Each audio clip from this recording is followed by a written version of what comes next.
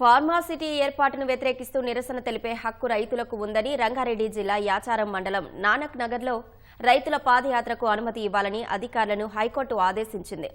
పాదయాత్రలో నేర చరిత్ర ఉన్నవారు పాల్గొనరాదని షరతులు విధించింది. శాంతి భద్రతల సమస్య ఎదురవుతుందనుకుంటే రైతులకు షరతులు విధించవచ్చని పోలీసులకు అనుమతించింది.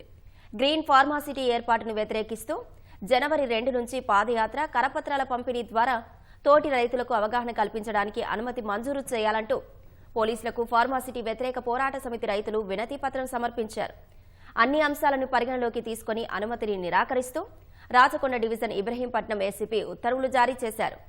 వీటిని సవాల్ చేస్తూ ఫార్మాసిటీ వ్యతిరేక పోరాట సమితి తరపున ఎం సాయిరెడ్డి మరో ఇద్దరు హైకోర్టులో పిటిషన్ దాఖలు చేశారు.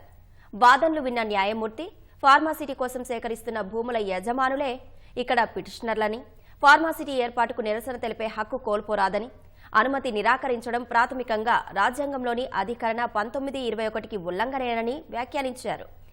అనుమతి నిరాకరిస్తూ ఇబ్రహీంపట్నం ఏసీపీ ఈ నెల 2న జారీ చేసిన ప్రొసీడింగ్స్ అమలును నిలిపివేస్తూ మధ్యంతర ఉత్తర్వులు జారీ చేశారు. రైతుల పాదయాత్రకు అనుమతి మంజూరు చేయాలని పోలీసులను ఆదేశిస్తూ విచారణను ఈ నెల 31కి వాయిదా వేశారు.